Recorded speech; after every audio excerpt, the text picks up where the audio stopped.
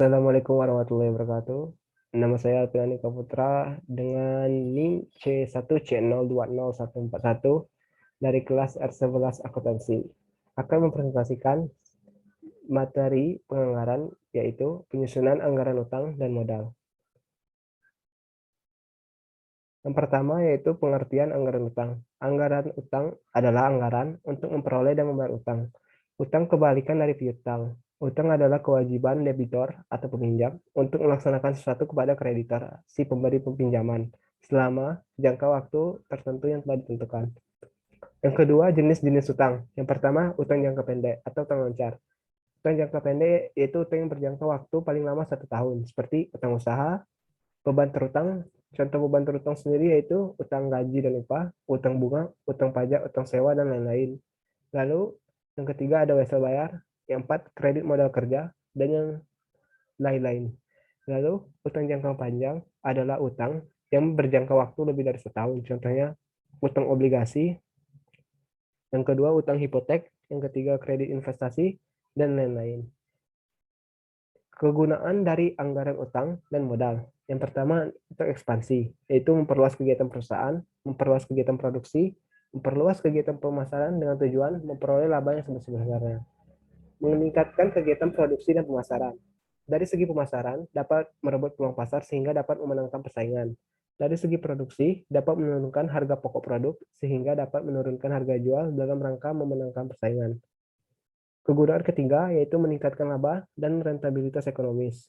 Bila utang dikelola dengan baik, dapat meningkatkan laba, dan yang terpenting, dapat meningkatkan rentabilitas baik rentabilitas ekonomis maupun rentabilitas modal sendiri. Sebaliknya, jika utang tidak dikelola dengan baik, bukannya untung yang akan didapatkan, tetapi justru kerugian yang diderita. Bukannya laba besar yang diterima, tetapi justru rugi yang besar yang akan menanti. Lalu yang kegunaan keempat, yaitu sebagai alat pengawas dalam pembayaran utang. Dengan anggaran utang, dapat diketahui saat utang tersebut diterima dan saat utang tersebut dibayar. Selanjutnya yaitu faktor-faktor yang mempengaruhi anggaran utang. Yang pertama, faktor ekspansi. Apabila ekspansi perusahaan didasarkan pada pertimbangan untuk memperbesar atau menstabilisir laba yang diperoleh, maka ekspansi itu adalah ekspansi yang didasarkan pada motif ekonomi. Hal ini terjadi misalnya karena semakin besarnya permintaan terhadap produk atau jasa oleh suatu perusahaan. Faktor yang kedua yaitu struktur modal.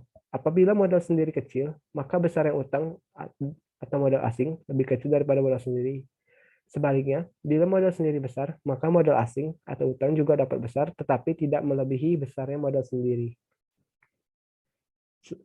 Selanjutnya yaitu langkah-langkah penyusunan anggaran utang. Untuk utang jangka pendek, penyusunan anggaran utangnya merupakan tanggung jawab bidang keuangan. Langkah-langkahnya yang pertama yaitu bidang keuangan dalam menyusun anggaran utang usaha bekerja sama dengan bidang pembelian rutin untuk mengumpulkan data belian dan syaratnya sebagai langkah pertama. Lalu langkah yang kedua, menghitung anggaran utang usaha pada periode tertentu, dan langkah ketiga menyusun anggaran utang usaha.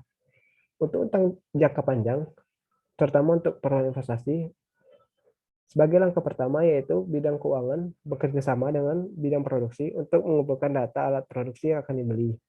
Lalu langkah kedua, mengumpulkan data jangka waktu kredit dan bunga serta pembayarannya. Dan langkah ketiga, menghitung dan menentukan besarnya anggaran utang. Penyusunan anggaran modal.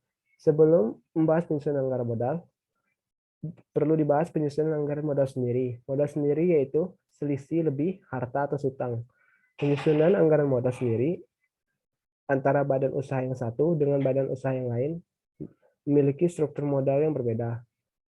Bentuk badan usaha di Indonesia terdiri atas yang pertama perusahaan perseorangan persero, yang kedua firma, yang ketiga persekutuan komanditer atau Komanditiare Penonsaf atau CV, yang keempat perseroan terbatas PT, dan yang kelima koperasi. Baiklah, sekian presentasi dari saya. Apabila ada kesalahan ataupun kekurangan, saya mohon maaf. Saya akhiri dengan wabillahi taufiq wal hidayah. Wassalamualaikum warahmatullahi wabarakatuh.